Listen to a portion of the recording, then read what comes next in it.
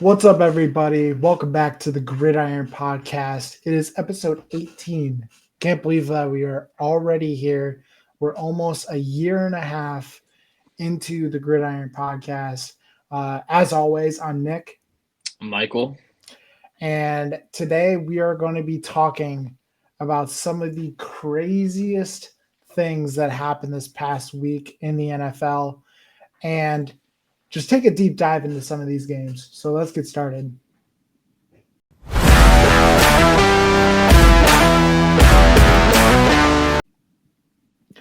All right. So the first game that we're going to talk about is the NFC West matchup between the Rams and the 49ers.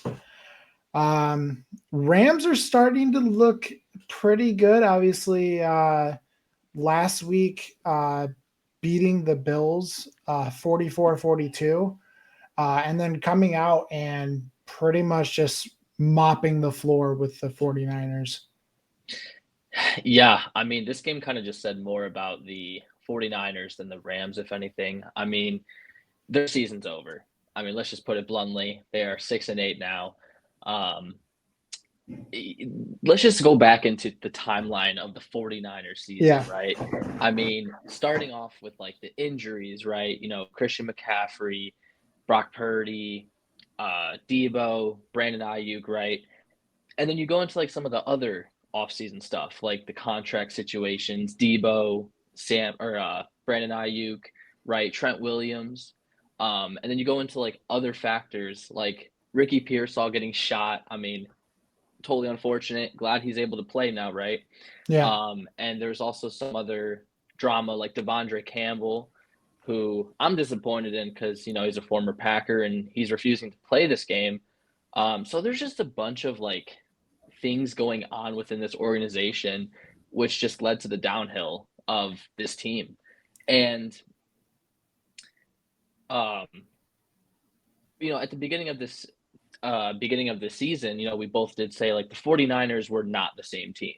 Right. And there was just so many components going into the season. So to see this, I'm not really shocked. Are you shocked by any means? Um, Obviously I knew like it wasn't going to be the same team, but to see this much of a downfall is definitely surprising in my opinion. Yeah. So in that aspect I am surprised, but to see like when they were healthy, like once they had like Christian McCaffrey back, obviously Ayuk out for the season. That's pretty unfortunate. He was on pace to be a top receiver in the league. Obviously, last year he was one of those guys that was one of the top receivers. But you look at it into a whole aspect of the 49ers. Obviously, going in, we were like, okay, maybe they might be a wild card team, right? We weren't saying they weren't.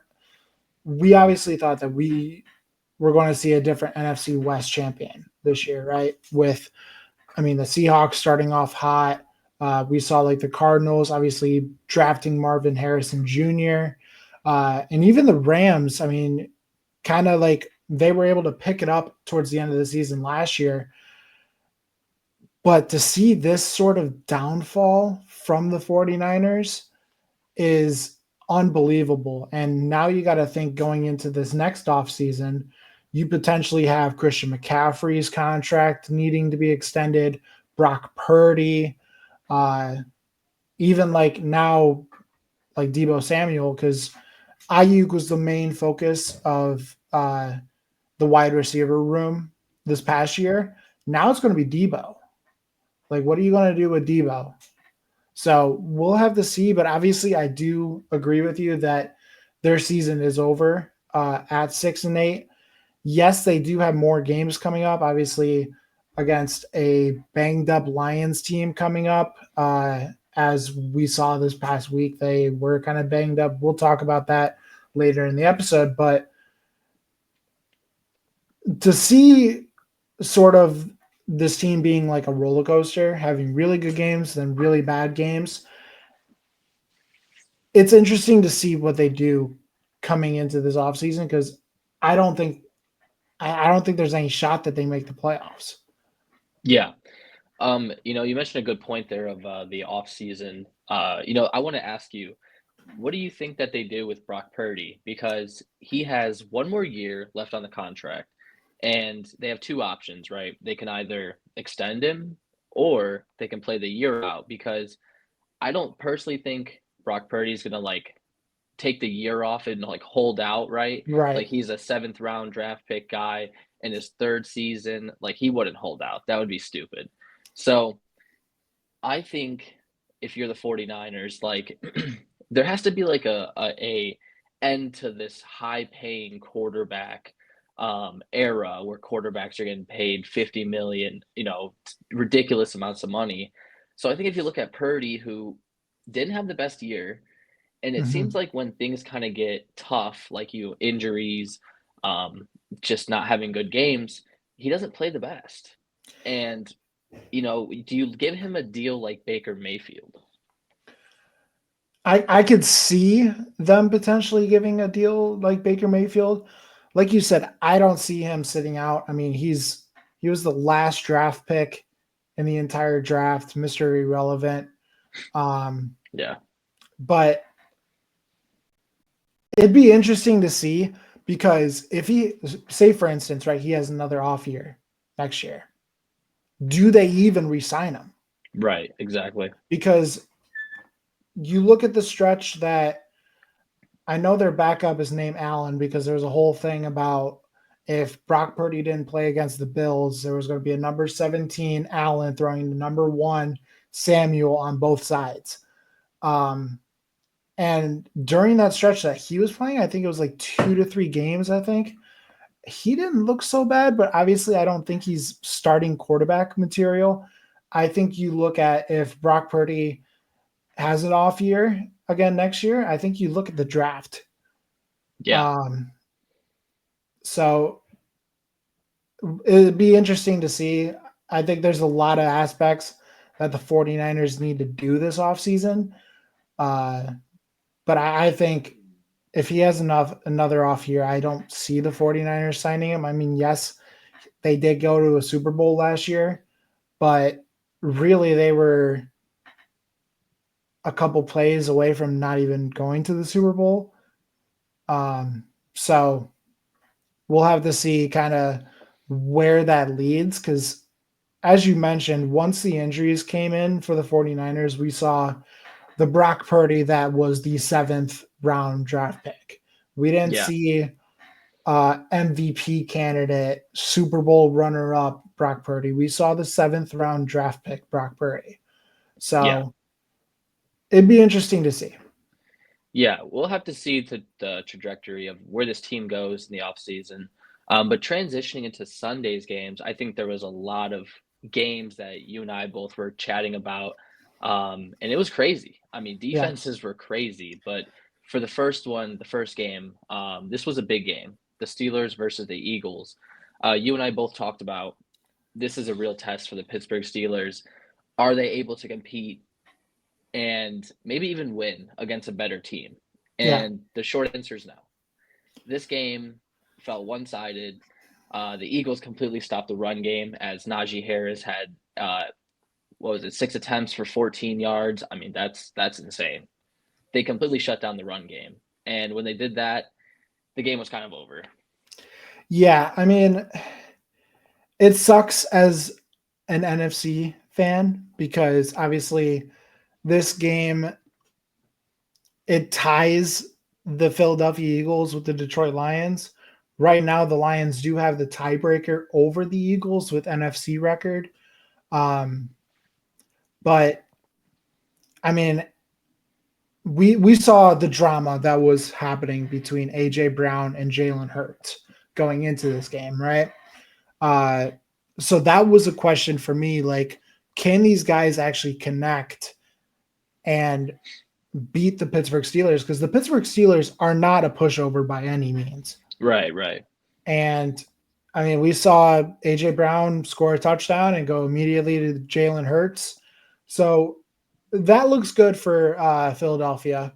Um, it was still kind of a decently close game. I mean, I think it was a 13-point game at the end of things, but it was a bigger test for what Pittsburgh can do rather than what Philadelphia can do against Pittsburgh.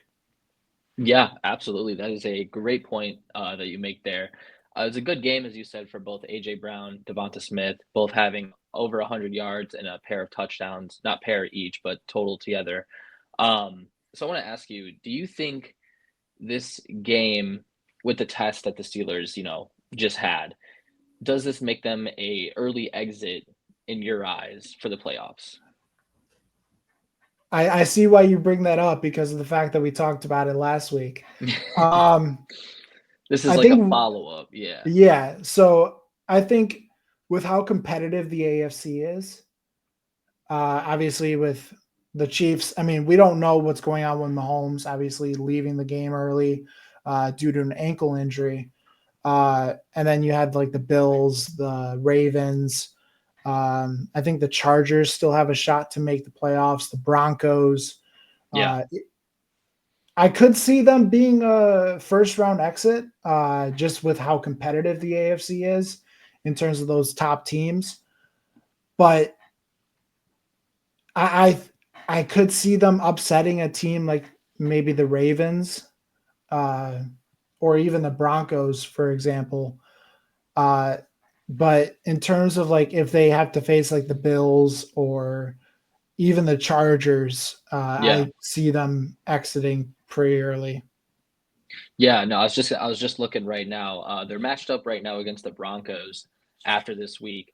So maybe they do get a win there, but I think as you said, round 2. I think it's if not round 1, it's round 2. That's my Yeah, opinion. I mean the Broncos have been playing solid over the past couple weeks, so I can't really say yes, it's going to be a win for Pittsburgh, or it's not. Uh, that would be in Pittsburgh, right? Yeah, Technically, definitely. In Pittsburgh, I think, you so know, they might take that with it being in Pittsburgh. I think if it yeah. was in Denver, it'd be a different story. But overall, I think we're talking first or second round. I don't see them going to the AFC Championship. Yeah. And with that statement, I definitely do not think they're making it to the Super Bowl just with how top heavy the AFC is in terms of those other teams. Yeah, it kind of seems like their problem really isn't players necessarily. I mean, they do need another receiver, granted, and George Pickens was out of this game, but their adjustments, they don't have any adjustments. And that's a Mhm. big problem because if you are facing a team like the Eagles or a big team in the AFC, you're constantly having to adjust. And if the run game's not working, you got to get Russell Wilson, somebody else going, but they just cannot do that. So, Right. but moving on to this next game, I mean, even though it was expected, the Bengals and Titans, there was just a lot here. I mean, in my opinion, I watched this one. Sadly, there's nothing else on, but Mhm. I've seen enough of Will Levis.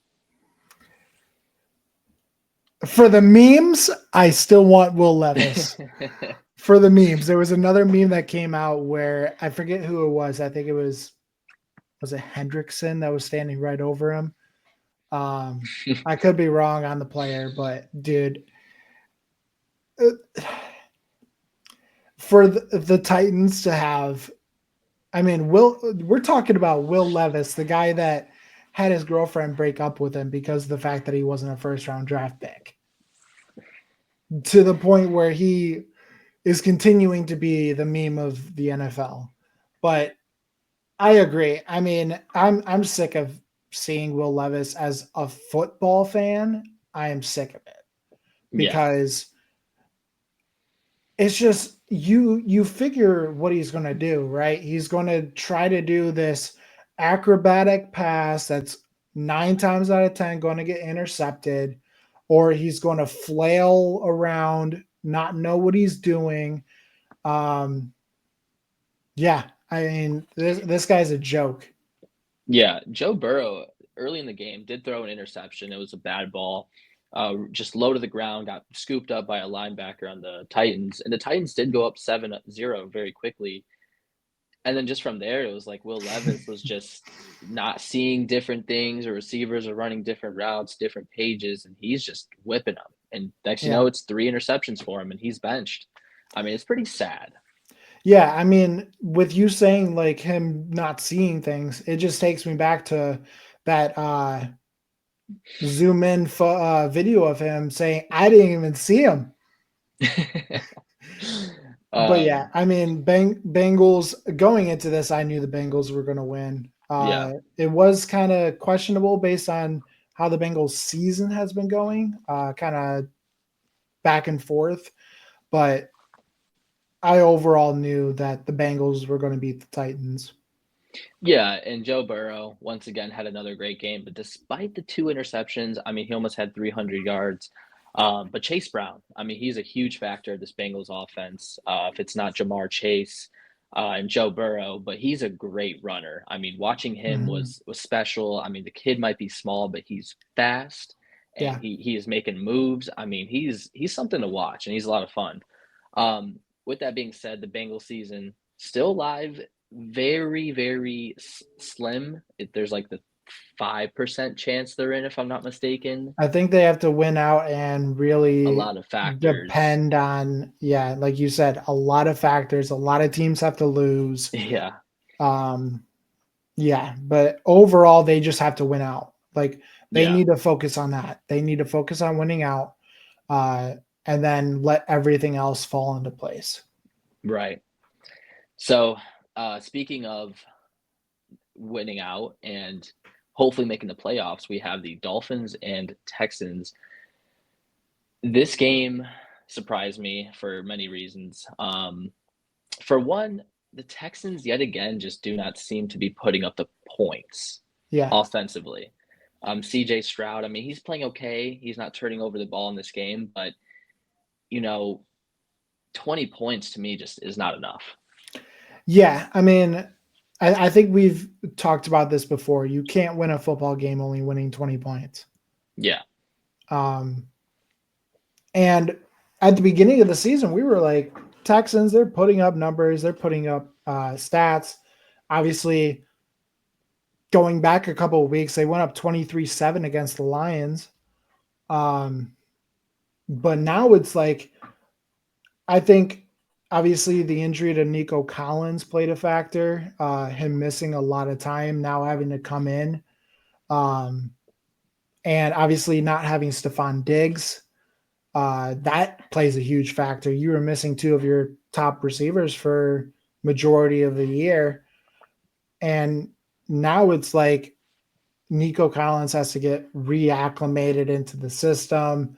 Obviously, you have Tank Dell, who has been doing decently, not horribly, uh, but they have to start getting their run game involved. They can't rely on CJ Stroud to just find little seams in the defense. They have to get their run game involved, Yeah. plain and simple. Like Yeah. looking at the Texans, it's so one dimensional that 9 times out of 10, no matter what down it is, you figure they're going to pass the ball. So it's just they need to do that. And I think if they do that going into the playoffs, because they haven't clinched it yet, but I feel like they are right there. Uh, and then Yeah. they just have to get the run game involved, like I said. Yeah, on the flip side too, I mean, the Dolphins at least. I'm tired. I'm actually done with the Dolphins. I mean, I've given them chance after chance to Mhm. change my mind about them. They just cannot win big games against big opponents. And first you and I were both saying how Tua can't play in the cold, and it is against a big team or a big opponent, but this game was indoors. So what's the excuse? And the Yeah. Texans, the Wasn't it Tex, in Houston too? Or am yeah, I wrong it's on in that? no, yeah, it was in Houston indoors. Yeah. So now it's like, well, what's the excuse here? I mean, Tua and Mike McDaniel, I'm done with it. They're bottom feeder team. They can beat everybody below them, but they will never go above that next level. So I'm done with them. Yeah. Now, let me pose this question because I asked one of my coworkers this, and I want to see if you have the right. I wouldn't say the right answer in my mind. Uh, but the same answer as he did. Is Mike McDaniel's seat getting hot? Ooh, I think that you do have to look at you do have to look at him. I do think that Tua is another interesting, not I don't say problem because you just re-signed him, Hmm. but there's some sort of disconnection going on between McDaniels and Tua, I think. And you do have to look at the coach always. And there's a reason for why the Dolphins, with all these weapons, Tyreek Hill, Jalen Waddle, A Chain, they can't beat these bigger teams. And it has to start Yeah. with the coaching. So yes. Yeah, I totally agree. Like I even saw something on Instagram where it's like I think it's ESPN or something. They post one sentence for each team, right? Like one thing that each team needs to do. And for the Dolphins is like get rid of Mike McDaniel.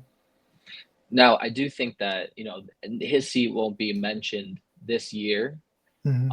I mean, maybe some, off-season speculation, or there might be some internal conversations, but I think obviously he'll be there next year. But if next year doesn't work out, I think then you have a real serious problem, and he could be looked at.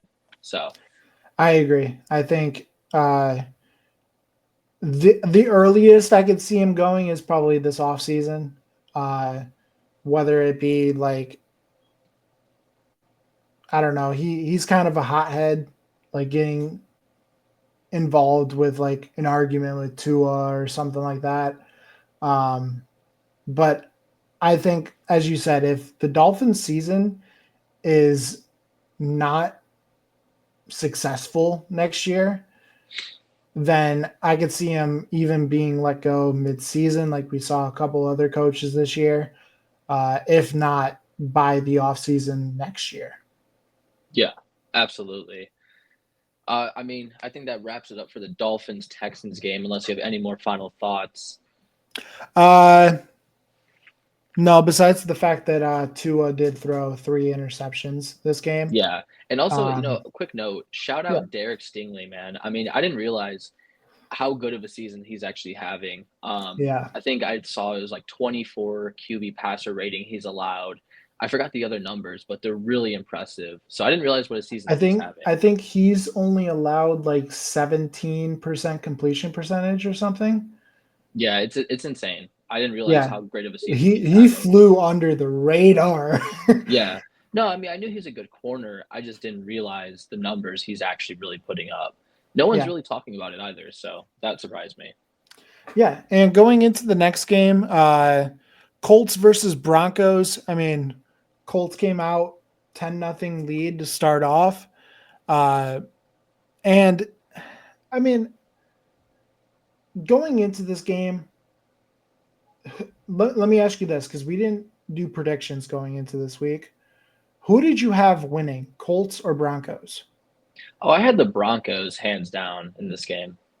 Yeah, I agree because yes, the Colts have been like middle of the pack. Obviously, I think they're still second in the AFC South. Yeah. Um, but I mean, the Broncos have been looking so strong in terms of offense, defense, even kind of special teams here and there. Um, but what about Jonathan Taylor throwing the football? Yeah, I mean, I don't know why people are doing this. Like they have to celebrate before they cross the goal line, and the ball he flings it backwards and it's a fumble. I mean, this happened this year in a Jets game, I believe. I just don't know why these players are making such stupid decisions. Like it's not hard. Just go across the line. Yeah, Make sure it's evident. I don't care. Touch the back of the end zone. Just make sure you're in. People these days, I mean, the celebrations drive me crazy. I don't know why they have to do it. Um, it's just like, come on, just make the play. I'll say this about the celebrations. I don't mind touchdown celebrations. It's Yeah, the yeah. first down celebrations that get me pissed Yeah, off. It's act like, like yeah, you've you been gained there. 10 yards. Yeah, act like Yippee. you've been there. Right. Yeah, act like you've been there.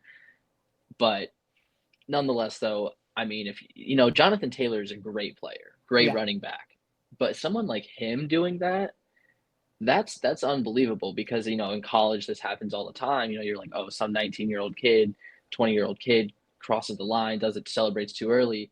You're like, oh, that's expected. But Mhm. Jonathan Taylor, I that's mean, that's just Jonathan news. Taylor, what, he's 25, 26, give or I believe take. so. Yeah, Uh, but he's been in the league for a while now. yeah, And for him to do something like that, I mean, just call it boneheaded. Uh, yeah, and I feel like he definitely had a conversation after the game, or at least after that play. Um, but you just got to be smarter. Like you said, just make sure you're in the end zone. Like even touch the field goal post if you have to. yeah, Like it, you just need to guarantee that you scored the touchdown before you do any sort of celebration. Even like people doing like the high stepping before they get into the end zone. right, It's like then you have the situation where you can be tackled at the 1 yard line. You can have the ball yeah, knocked out of your hand. right, Like make sure you secure that touchdown before you do any sort of celebration. right. You just don't want to put yourself in these situations because like that might have just single-handedly ruined their season. Yeah. So, but I mean, on the flip side, though, Bo Nix did not have the greatest game, 3 interceptions. Um, but the Broncos, I mean, he did manage to storm back and come back with Mhm. 3 touchdowns. And one touchdown, I believe, was Donnie Mitchell, wide receiver for the Colts. Little pass back and forth between him and Richardson. He throws it back to Richardson and it gets picked off for 6. I mean, yeah, that's just, I don't know. Some of these teams doing trick plays.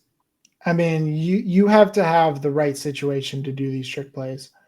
And Yeah. clearly just doing it to do it is not a good recipe. Yeah.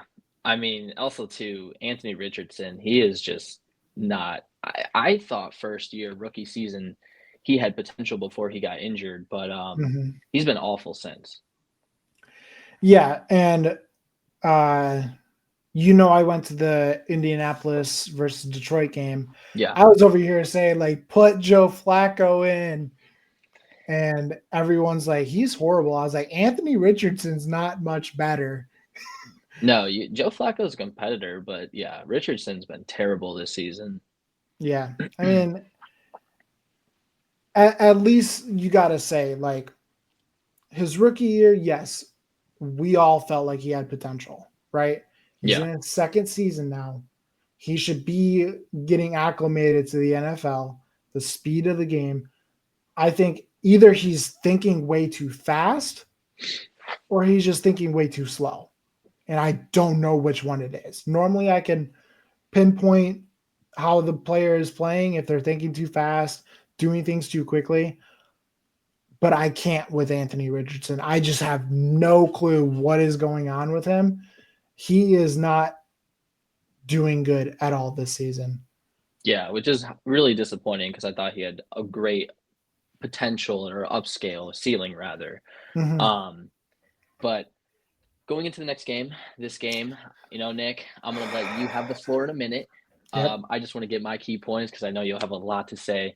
We got the Mhm. Bills and the Lions here. Great game, great showdown. But first, I just want to say that this game finally exposed the Lions' injuries. The Bills obviously a great team, Super Bowl contender. They went up 14 nothing fast, and they had a game plan. I even texted you this. It looked like they had a really good game plan to put pressure on Jared Goff, and they shut down the run game a bit. So they did a bit of everything right, and it did work out in their favor because they were up 14 nothing fast, and then just went toe to toe with the Lions, and they ended up winning. They had control of this game for the most part, but the takeaways though are insane. I mean, Goff played a great game. Josh Allen played a great game. This was just a great game overall. So I'll let you have the floor now. Yeah, I mean, I even tweeted out that this game showed how injured our defense was. One thing that kind of pissed me off was you look at the snap count percentage for players like Zadarius Smith, Jack Campbell. Jack Campbell only played 23% of the snaps. Zadarius Smith only played 43% of the snaps. And a lot of times we were playing zone against Josh Allen, and that is something really you can't do. We were playing a 4-3 zone with a cover 2. Make that make sense, please. But I mean, the injuries definitely played a factor into this game, not having people like Hutchinson, Anzalone, Rodriguez, even like players like Derek Barnes. But I would say one thing too. The only 2 losses that the Lions had, both times Jared Goff had to throw over 50 times. I believe he was 36 for 52 with 498 and 5 touchdowns, I believe. It's still a solid game out of him, but obviously the run game, now hearing that David Montgomery is out for the season with an MCL tear, Aleem McNeil out for the season, Carlton Davis is out for 6 weeks with a fractured jaw. And now hearing that the Lions have signed Anthony Pittman, former Lion, as well as Jerry Jacobs, former Lion. So getting players that are acclimated into the system could be a good thing. But I think this game just completely exposed Aaron Glenn as a defensive coordinator. He had 0 game plan for Josh Allen and the Bills. He was definitely able to contain both Amari Cooper and Keon Coleman. Amari Cooper with 0 receptions. Keon Coleman with 1 reception for 61 yards. But Aaron Glenn was exposed as a defensive coordinator. I would not put this game on people like Dan Campbell, Ben Johnson. The offense as a whole, I think, can carry this team to like a lot of wins, right? If you score 42 points in an NFL game, you should win the game. Yeah, absolutely. I do feel like this will be the Super Bowl matchup, in my opinion. And hearing now that Ifeatu Melifonwu is coming back, he's starting practice this week. Derek Barnes is expected to start practice next week. Anzalone, Hutchinson is saying he will be back for the Super Bowl if the Lions make it. He was seen walking into the stadium, kneeling down. Everything is looking good with him. But I feel like it's definitely a big hit on the offense to lose a player like David Montgomery for the rest of the season. They did say that if he did not come back into the game in the 4th quarter, he would have avoided much bigger injury. I think this season, when you look down upon it, right? Obviously, right now, 12-2, they won 11 straight games with those injuries, and beating teams, competitive teams like the Vikings, the Packers, the Texans. They were able to beat these teams. But against a team like the Bills, you really need a strong defense. And I was saying to one of my coworkers today, there was 3 key points that the defense really needed to do. Contain Josh Allen in the pocket, stop the run, and keep everything in front of you. And they were not able to do any of them. Now losing Carlton Davis and Aleem McNeil, those are big hits for the defense. Now you're going to see Terrion Arnold move into that CB1 spot. So it's going to be interesting to see what he does. And then, obviously, like I said, Ifeatu Melifonwu coming back. So we'll see him acclimated here. Probably not this week, but probably against the 49ers. And I would assume probably against the Vikings, because I feel like that Week 18 matchup is really going to determine the NFC North. On the flip side, though, with the Bills, great game out of them. Obviously, starting up 14-0. Their defense was able to stop the run. Obviously, David Montgomery finishing with 4 yards is not normal for him. And Jahmyr Gibbs, I mean, they were able to stop him, contain him, really get him to not push to the outside, because Jahmyr Gibbs is one of those guys that can beat pretty much everybody outside. Once he gets outside of the numbers, he's basically unbeatable. They were able to keep him inside, contain him a lot, and the offensive line for the Lions needs to hold up a little bit better. Jared Goff was under pressure a lot this game, and I think that's a testament to the Bills' defense overall. The Bills, like you said, came out with a game plan. Their offensive game plan was just go fast, fast, fast. Really expose the Lions' defense. But it'd be interesting to see if this is the Super Bowl matchup, potentially seeing Hutch coming back and a bunch of these other players that I named. So we'll have to see. Obviously, Bills, great team. Lions, I would still say, are a great team. Obviously, 12-2. But like I said, multiple times this year, defense wins championships. And that is something that the Lions need to focus on. I think it really starts with Aaron Glenn. He just looked lost as a defensive coordinator. But that's enough of me rambling about this game. Any final thoughts on this game from you?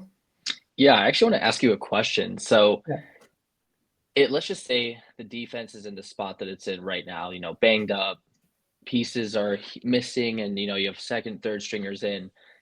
And let's say they are in the playoffs, right? Well, they're Mhm. going to be in the playoffs. If they're in this Yeah. position right now, do you think that do you have faith in them still going to the Super Bowl despite their defensive situation? Yes. Yeah, I I would say think so too. I think their defense is in a place, yes, it's banged up, but they were going up against the number 2 offense in the league this past week. Right, right. So I think that plays a factor. The fact that Josh Allen is most likely going to be the MVP. He was able to run the ball, pass the ball.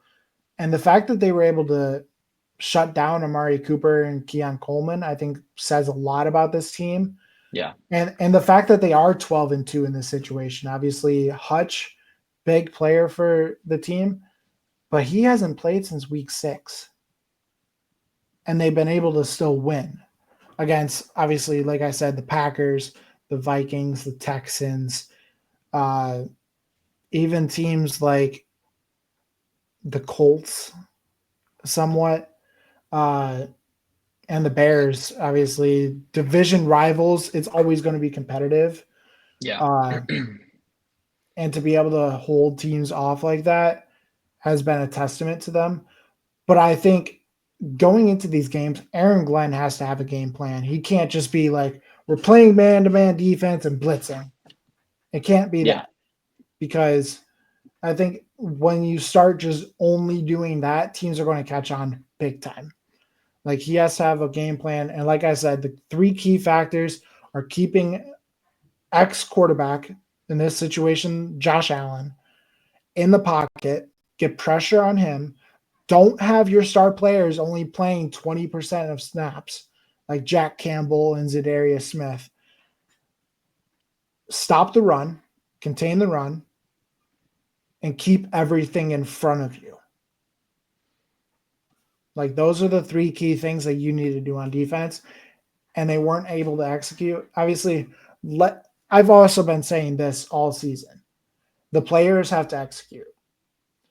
But when it's a terrible game plan, the players are having to execute a terrible game plan.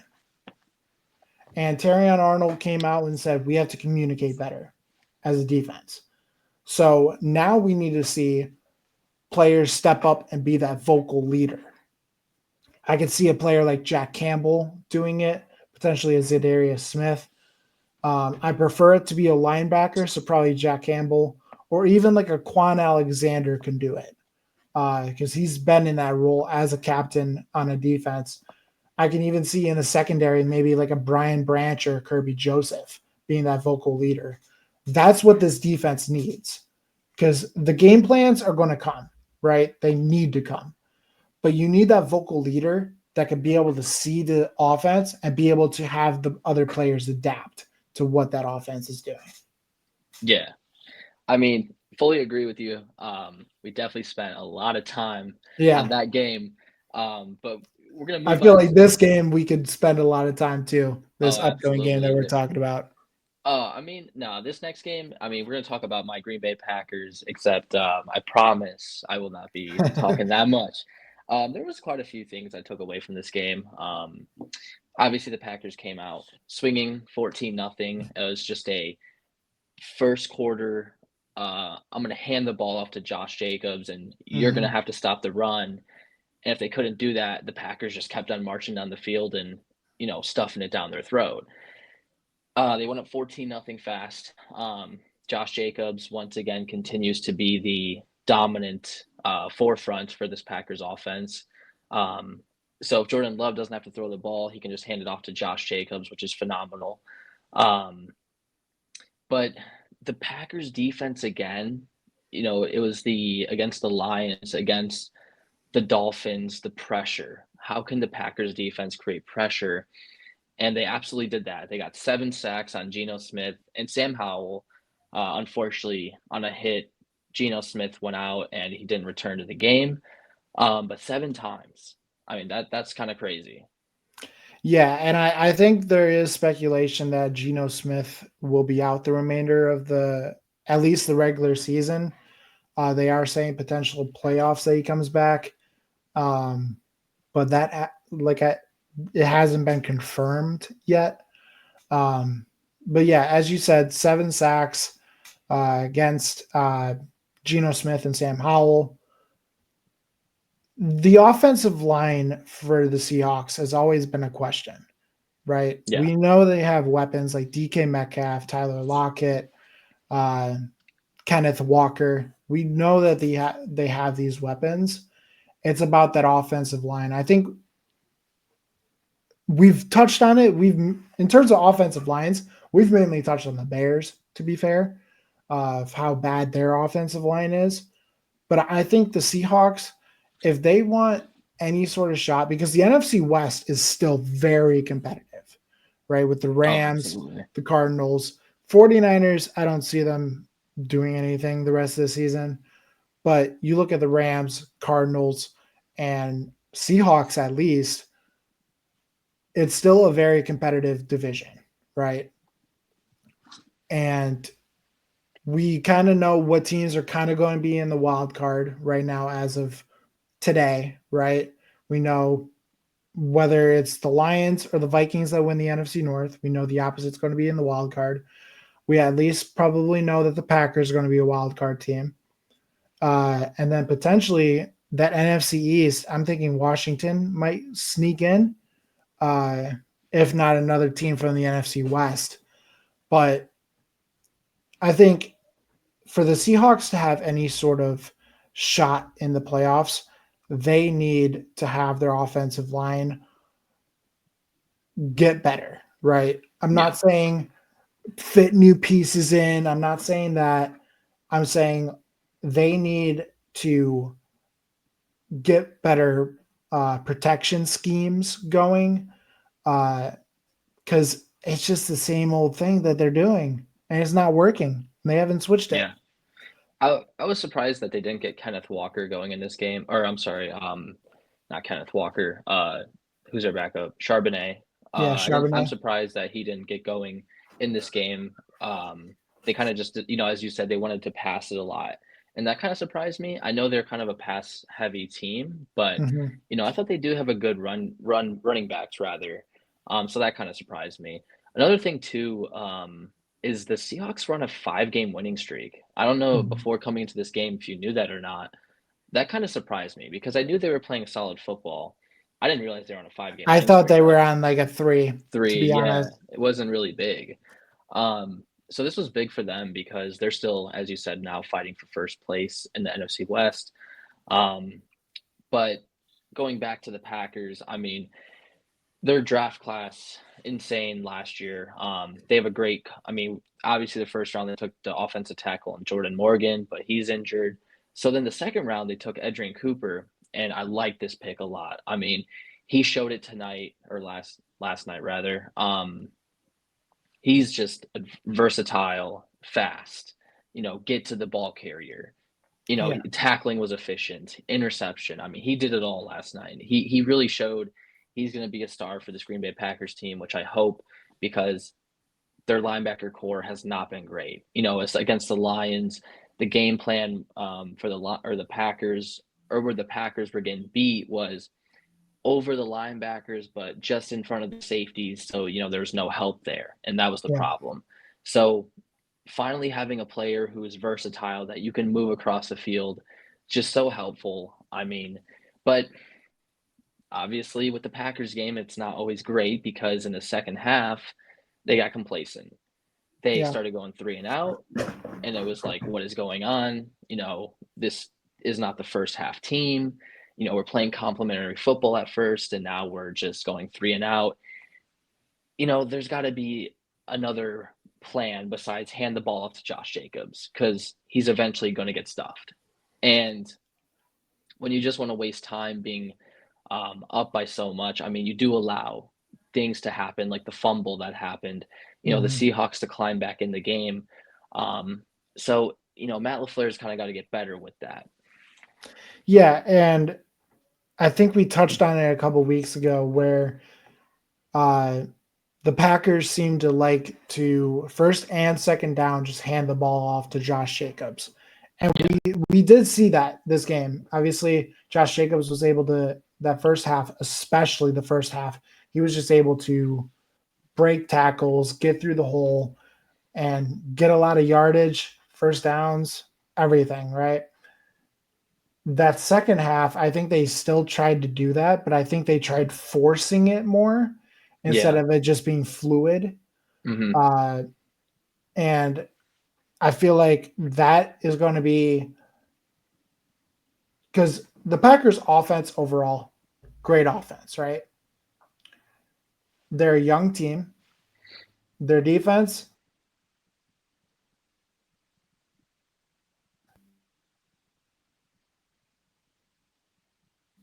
right? Their defense has been really solid, getting turnovers.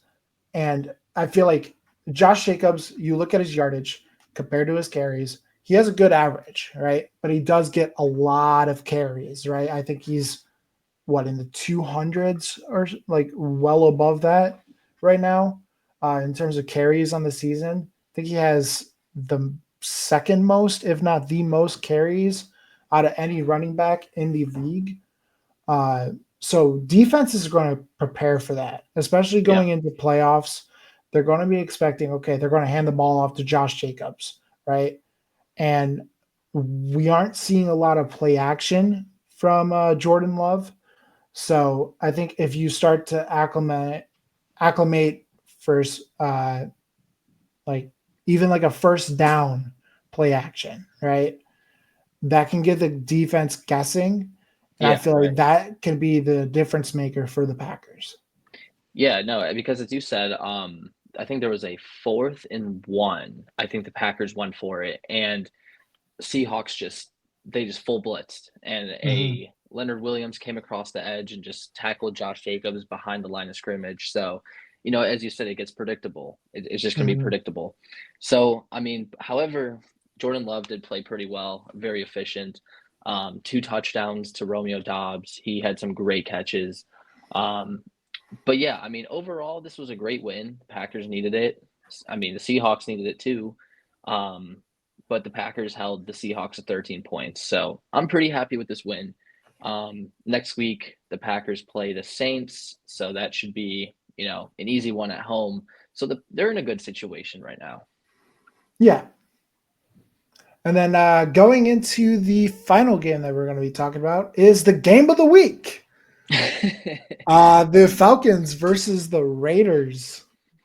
Yeah. So there's 2 Monday night games. Great night for the NFL, by the way. Vikings and Bears and Falcons and Raiders. Gee. Um, But I want to share this headline with you, Nick, because I thought it was just so insane to me, and I want to get your thoughts on it. So the Mm-hmm. headline I read was Cousins and the Falcons do just enough to beat the Raiders 15-9. That to me is a joke. Mm-hmm.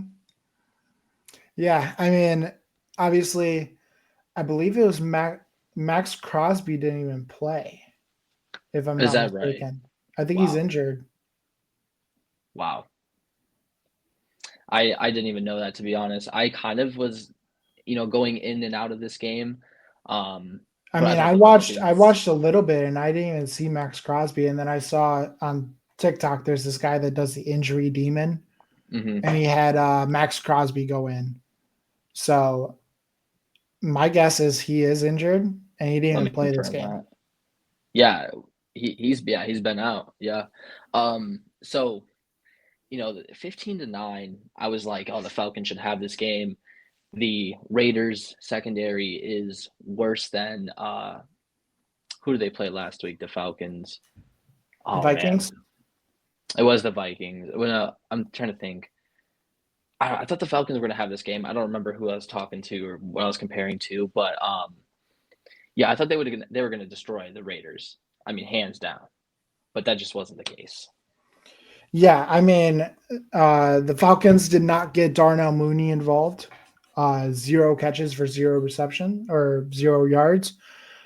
So I feel like that is a huge factor. The fact that they didn't get him involved uh, played a factor in them barely winning.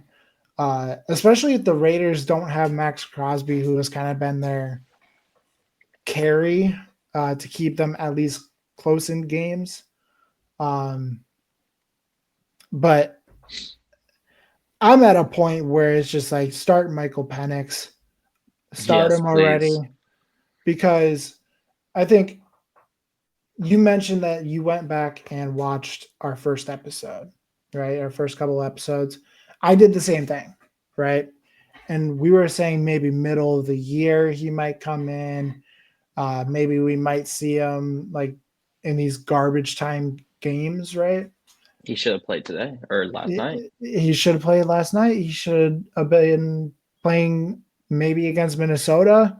Obviously, it was a revenge game for Kirk Cousins. But I mean, I'm at a point where it's just like you need to start Michael Penix. You need to reevaluate how much you paid Kirk Cousins because he has not been good. He has not been the 4 year, $280 million quarterback that you signed him to be. He has not been that. Yeah. I mean, I was talking to somebody and a good point was, do the Falcons play to the level of their competitors? Because legitimately looking at it, I mean, like, dude, okay, yeah, the Vikings game, they just completely got they were competing with them and then they just Mhm. fell off because of Kirk Cousins. Um, I mean, the Chargers game was close. They got obliterated by the Broncos, but the Buccaneers, they beat the Buccaneers twice. It's like that's a good team. They're 8-6. The Bucks are 8-6. Right. Um, so it's just interesting because when they did say that, I was like, do they really play to the level of their competitors? I mean, I think it's a valid statement. Honestly, um, it'd be interesting to see that statement against teams like the Packers, the Lions. Uh, Obviously, yeah, we saw it with the Vikings, but it'd be very interesting to see that if that statement holds up against some of these like powerhouses of the NFC, like even put Philadelphia in there. yeah, Like it'd be interesting because if they play to the level of their competition, imagine them playing against like Philadelphia, Detroit, right. Green Bay. It'd be very interesting to see a 70-point game, Yeah, right? I mean, Kirk has like been on a downhill lately, and that's obviously their problem. 11 for 17, 120, 117 yards, I think it was. Um, I mean, they're just putting themselves in bad situations. I mean, first down, they're not getting many yards with Bijan. Penalties, Kirk's fumbling the ball, putting themselves in third and long situations, and they cannot convert. I don't know how many third downs they converted last night, but it wasn't many. They were I think punting the they ball were so like much. 3 or 4 for 12 or something like that. I could be Also, wrong on the stat. not to mention too, they were in great field positioning for most of the game. I Yeah. mean, how does that even happen? Yeah. I mean, I'm going to pose a question to you. And I don't know how you feel about it, but do you think that the fact that Kirk Cousins was injured all of last year plays a factor in how poorly he is playing this year? No. I think that because we've seen great games from him. We've Yeah. seen him be at his best against the Buccaneers. We've seen him, just compete. And there are just things in these games that just are not going right, whether it's him, whether it's, penalties, something just not going right on this offense. Okay, do you think it's a coaching issue? Or do you think it's like solely Kirk Cousins needs to go or needs to I get mean, benched? he's also having receivers drop passes too, which I saw last night too. Hmm. I mean, I don't know. They just maybe it is a coaching thing or an offensive coordinator thing. I mean, they just got to figure something out because Kirk is realistically on a 1-year deal here because that money's guaranteed. And then Right. the 2 years after that, they can get rid of him if the year doesn't go right, um, and start Michael Penix. So we'll see. We'll see what happens next year. Now, one final question, and then I think we can end it on that. Um, do you think, because we were questioning at the beginning of the year, Michael Penix getting drafted, I think it was eighth overall to Atlanta, obviously with Kirk Cousins signing that 4-year, $280 million deal. Do you think because of that 1-year guarantee, if this year did not pan out for Kirk Cousins, that maybe they see what happens next year and straight up just cut him if it doesn't happen and then just start Michael Penix? Do you think that kind of played a factor into them drafting Michael Penix? Because they Can also you had Desmond Ritter right, as they got well. rid of him, yeah. But the fact that they drafted Michael Penix, right? I could be wrong. I think it was eighth overall, right? Yeah. They have Kirk Cousins, 4-year, $280 million deal, 1-year money guaranteed. Then obviously those next couple years are optional, right? Do you think the reason why they drafted him eighth overall is because going into the season they knew Kirk Cousins is coming off a horrible injury, Mm. that they wanted to see how this year and potentially next year goes, Yeah, yeah. and then get rid of Kirk Cousins? Do you think that's the reason why they drafted Michael Penix so high? Yeah, I think that Michael Penix was kind of like a safety blanket for the Falcons. I think that they had a vision and a guy first round who they're like, okay, we do need a quarterback, and they did go get Kirk. They did do that, Mhm. and then but the flip side to it is if Kirk doesn't work out, like what the contract is, 2 years are guaranteed money, so you do have to have Kirk for those 2 years and play it out, just in Right. case you do make it to the playoffs. And right now they are, so their draft pick won't be that high. Hmm. So Michael Penix was kind of like a safety blanket because they did have a vision on him, but that's why they took him eighth overall. So Okay. they kind of took him to um, for their future. I mean, they had a vision 2 years ago, and that's who they believe is their guy 2 years later. So Yeah, I can agree with that. But that's going to be it for this week's episode. Kind of a long one, a lot of things to talk about. Um, the next couple of weeks, we will not be having any episodes due to the holidays and spending time with family. So don't expect episodes for the next 2 weeks. Uh, but with that being said, Merry Christmas, Happy New Year from us at Gridiron Podcast to you guys. Go spend time with your families, and you guys can expect episodes on Thursdays. Follow us on Twitter at Gridiron Pod NFL. Follow us on Spotify and Amazon Music, and subscribe to the YouTube. More shorts will be coming out sporadically. And yeah, thank you guys for tuning in. We'll see you guys in the next episode. Peace.